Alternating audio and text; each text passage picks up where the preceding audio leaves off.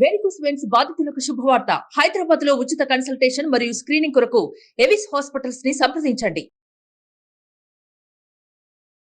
Hello Ram గారు.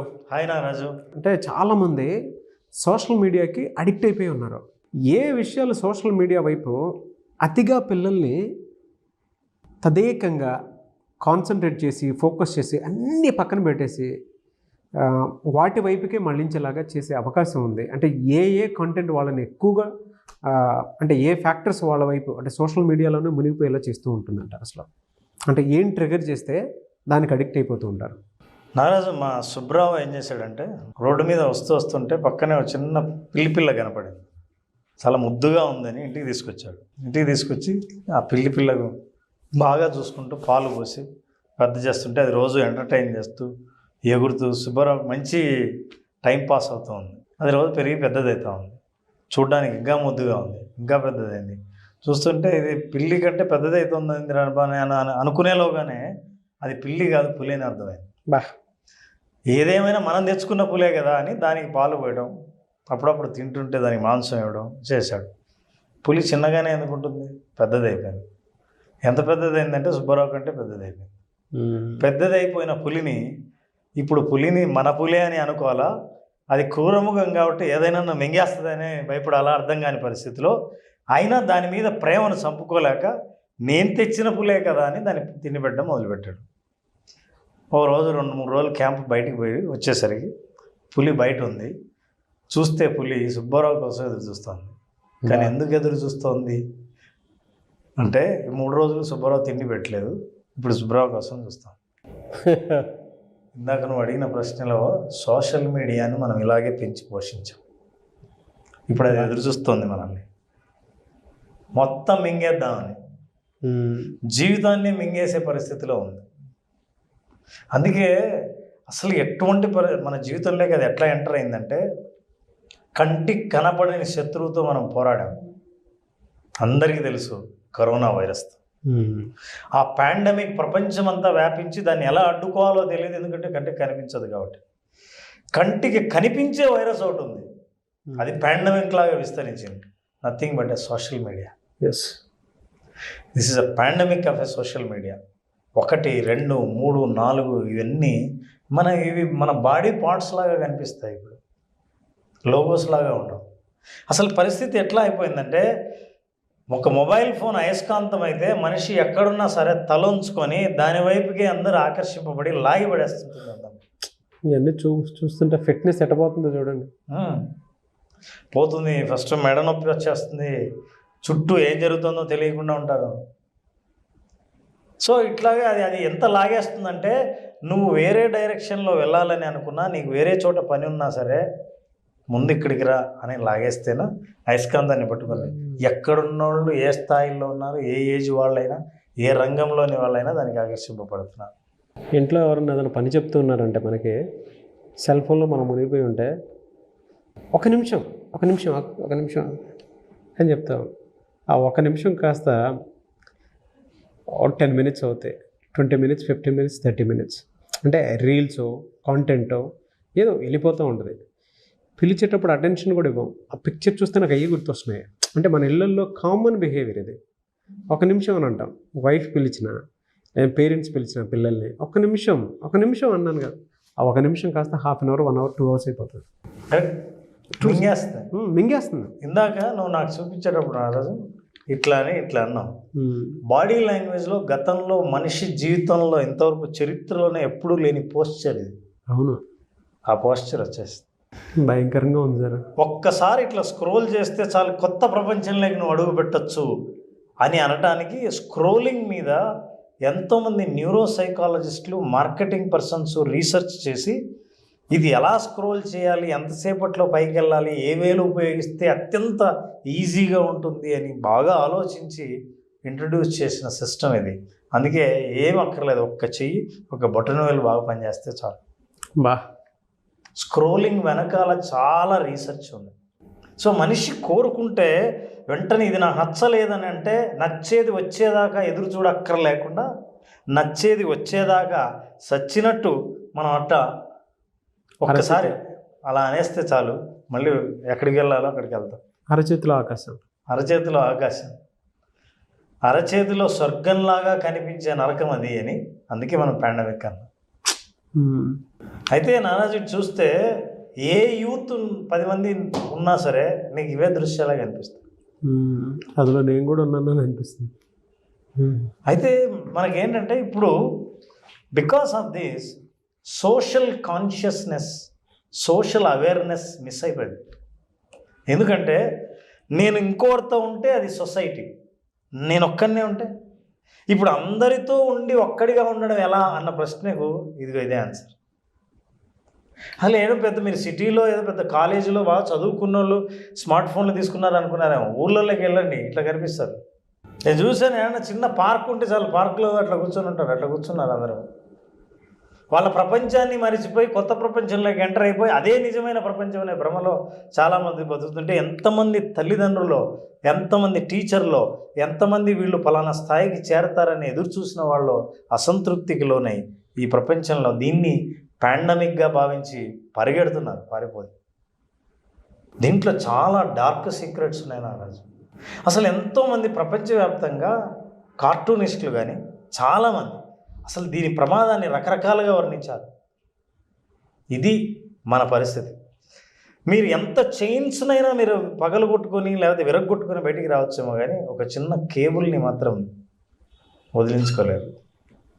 అది mobile ఫోన్కు కంటిన్యూస్గా ఛార్జింగ్ ఇచ్చే కేబుల్ అయితే ఎంత బలమైన చేతులనైనా సరే అరెస్ట్ చేయగలిగిన శక్తి యొక్క మొబైల్ ఫోన్లు అనే సోషల్ మీడియాకే ఉంది. ఈ సోషల్ మీడియా అన్నది మనం సృష్టించుకున్న ఒక వర్చువల్ ప్రపంచం. నా కంటికి ఎదురుగున్న నాగరాజు కానీ, నాగరాజు వెనకాల ఉన్న కెమెరామెన్ కానీ, మన ఎపిసోడ్ చూస్తున్న ప్రేక్షకులు కానీ నా ప్రపంచం కాదు. ఇది ఒరిజినల్ ప్రపంచం. అయితే ఆ ఒరిజినల్ ప్రపంచాన్ని దాటి మనం ఎక్కడో సృష్టించుకున్న కృత్రిమ ప్రపంచంలోకి ప్రయాణం చేస్తాం. ప్రయాణం చేయొచ్చు, కానీ దానివల్ల సమస్యలు ఎట్లుంటాయండి. ఫర్ ఎగ్జాంపుల్, నువ్వు సోషల్ మీడియాలో ఓపెన్ చేస్తే ఒక హ్యాపీ కపుల్ చూస్తావు, బా ఎంత హ్యాపీగా ఉన్నారని. అంతవరకు ఏం వాళ్ళ గురించి ఆలోచించడానికి వాళ్ళేం తెలిసిన వాళ్ళు కాదు. వెంటనే నా జీవితం గుర్తొస్తుంది. నేను ఇలా ఎప్పుడు ఉంటాను, ఎక్కడికే ఎప్పుడు వెళ్తాను, ఇంతకు వాళ్ళు ఎక్కడికి వెళ్ళారు. దిస్ అ కైండ్ ఆఫ్ ఎమోషన్లో ఐ ఫీల్ ల్యాకింగ్. నేను ఏది మిస్ అయ్యాను, వాళ్ళకి ఏది ఉంది, నాకు ఇది రావాలంటే ఏం చేయాలి. అన్నీ ఈజీ మార్గాలే, ఎందుకంటే మనకు కనిపించేవన్నీ ఆల్రెడీ సాధించినవి కాబట్టి నేను వెంటనే ఇప్పుడు అక్కడ ఎలా ఉండాలి అనే ఆలోచన మొదలుపెట్టాను. అయితే బిగ్గెస్ట్ ప్రాబ్లం ఏంటంటే మనం వీఆర్ లుకింగ్ అట్ దిస్ సడన్గా ఒక కామెడీ చూస్తాం. Brain is not wired to shift emotions very quickly. మన ఆలోచనలు కానీ మన భావాలు, భావోద్వేగాలు ఏవైనా సరే ఉన్నట్టుండి ఒక భావం నుంచి ఇంకో భావాన్ని, ఇంకో భావం నుంచి ఇంకో భావానికి ఇట్లా ఇమ్మీడియట్గా షిఫ్ట్ అయ్యేటట్టు వైర్ కాలేదు బ్రెయిన్ కెమికల్స్ ఇమ్మీడియట్గా షిఫ్ట్ కాలేవు. నీ ఆలోచన, నీ ఎమోషన్, నువ్వు ఫీల్ అయ్యేవి, వీటన్నిటికీ సహకరించాలంటే బ్రెయిన్కి చాలా కష్టం. ఈ యూత్ చాలామంది డబ్బులు ఇచ్చి రీఛార్జ్ చేసుకుంటుంటా అంటారు కదా, వాళ్ళు పే చేస్తుంది డబ్బు కాదు, వాళ్ళ టైం పే చేసి డ్రగ్ కొనుక్కుంటారు. అవును, this is what is happening. వీటన్నిటి వెనుకుండేటువంటి సీక్రెట్ ఏంటి సార్ అసలు? ఈ మామూలు సీక్రెట్ అనడానికి లేదు నారాజు, ఇవి dark secrets. Okay, dark side of the social media మనం చూస్తే చాలా తెలియని విషయాలు ఎన్ని స్టడీసో చేశారు. ఎట్లా మింగేస్తున్నాయి సార్ మనల్ని? మామూలుగా మింగేలే, చూడాల్సిందే. Now look at these are all the facts నారాజు. Constantly thinking about social media. మనకు తెలియదు సార్ ఆలోచనలన్నీ నెగిటివ్ అని. ఇప్పుడు నేను బ్రేక్ చేస్తా సైకలాజికల్గా ఎందుకు నీకు నెగిటివ్ థాట్స్ వస్తుంటాయి, ఎప్పుడు నేను చేయలేనేమో, నాకు చేత కాదనేమో అని ఎందుకు వస్తాయంటే, నీకు థాట్స్ వచ్చిన ప్రతిసారి ఏది ఎక్కువ చూసావో కంటితో బ్రెయిన్లో అవి ఎక్కువ థాట్స్ వస్తాయి. ఏది ఎక్కువ చూసావో సోషల్ మీడియాలో ఏది ఎక్కువ చూసావో, ఎప్పుడు సోషల్ మీడియాలో బాగులేనిది ఎక్కడ ఎవడు ప్రొజెక్ట్ చేయడు. నా లైఫ్ బ్రహ్మాండం, నేను I'm travelling, I'm happy, I'm on holidays, I have visited this place, ఇవన్నీ చూస్తే నాకు ఐఎమ్ మిస్సింగ్ సంథింగ్. నేను ఎప్పుడు ఇలాంటి పోస్టులు పెడతాను, నేను పెట్టిన పోస్టులకి ఎన్ని లైక్లు వచ్చాయి, అవును ఎవడో కామెంట్ చేశాడు కదా, ఈ కామెంట్కి నేను ఆన్సర్ చెప్పాను, ఆ రెస్పాన్స్ ఎలా. I'm thinking always about social media. అంటే నీ ఆలోచనలో ఎక్కువ భాగాన్ని సోషల్ మీడియా మింగేసింది. అందుకే ఎక్కువ వస్తుంది. వరల్డ్ వైడ్ పీపుల్ అని నేను అన్నానంటే A to Z 100% of the people are spending at least 2 hours of time in a day. This is what is the studies. ఇక మనం యూత్ గురించి మాట్లాడుతున్నాం. అసలు యూత్ పరిస్థితి ఎలా ఉంది? 92% of the youth are on social media. Social media నీకు లేదంటే నువ్వు ఫిజికల్లీ హ్యాండిక్యాప్డ్ అని అర్థం. సోషల్ మీడియాలో లేవు అని అన్నా కూడా అట్లే అంటే I'm saying society will view you. ఈ సమాజం మీ చుట్టుపక్కల అందరూ ఎట్లా చూస్తారంటే నీ అకౌంట్ లేదా నీకు, అరే రే రే అయ్యో పాపం అని. So that is what is there self harm and suicidal tendencies are found. వాళ్ళకు వాళ్ళే హాని చేసుకోవటం, సూయిసైడ్ చేసుకోవాలన్న ఆలోచన కలగడానికి కారణం సోషల్ మీడియా ప్రభావం అని 800 మిలియన్స్ స్టూడెంట్స్ని ప్రపంచవ్యాప్తంగా స్టడీ చేస్తే వాళ్ళకి తెలిసింది. అంతేకాదు సైకలాజికల్ ప్రాబ్లమ్స్ ఎట్లాంటివి వస్తున్నాయని కూడా చూసారు. 13 to 20 years బిహేవియరల్ ప్రాబ్లమ్స్, ముఖ్యంగా యాంగ్జైటీ, డిప్రెషన్ రావడానికి కారణం ఈ మధ్య ఏజ్లోనే ఎందుకు వస్తున్నాయి? వీళ్ళకి యాంగ్జైటీ ఏంటి? సంసార సమస్యలు లేవు, సంసార బాధ్యతలు లేవు, సంపాదించాలి, లేకపోతే ఎంప్లాయీలుగా పనిచేస్తూ ఆఫీసర్ని సాటిస్ఫై చేయాలి, ఇట్లాంటివి ఏమీ లేవు. అయినా వీళ్ళకి ఏంటి యాంగ్జైటీ, డిప్రెషన్ తాయి అని అంటే సోషల్ మీడియా వల్ల అందే. These are all dark secrets and this is very important. Cyber bullying, trolling, roasting. అసలు మనిషికి భయపడను ఎవరు కూడా, ఏ మనిషికి ఎదురుగా ఎదుర్కోవచ్చు, మాట్లాడచ్చు. కానీ సోషల్ మీడియాలో పెట్టిన ఒక భయంకరమైన కామెంట్ ఉంటే వాడిని వెంటాడుతూ ఉంటుంది. ఆ మనిషి ఒకసారి ఆ యాప్ ఓపెన్ చేస్తే మనిషి అట్లా భయపడుతుంటుంది. ఇది సైబర్ బుల్లింగ్ అంట. నారాజు ఇట్లాంటి సమస్యలు చాలా ఎదుర్కొంటున్న వాళ్ళు ఉన్నారు. ఈ సమస్యలన్నింటినీ మనం అర్థం చేసుకోకపోతే, ఇది నేను సోషల్ మీడియా సమస్యలకి చెప్పట్లేదు, జాగ్రత్త చేస్తే మీ లైఫ్లో సమస్యలన్నింటికీ ప్రధానమైన కారణం ఇవి ఇక్కడి నుంచే పుడుతున్నాయి, ఇదే ఇక్కడ తయారవుతున్నాయి అని. ఎలా సార్ మరి దీనికి సొల్యూషన్?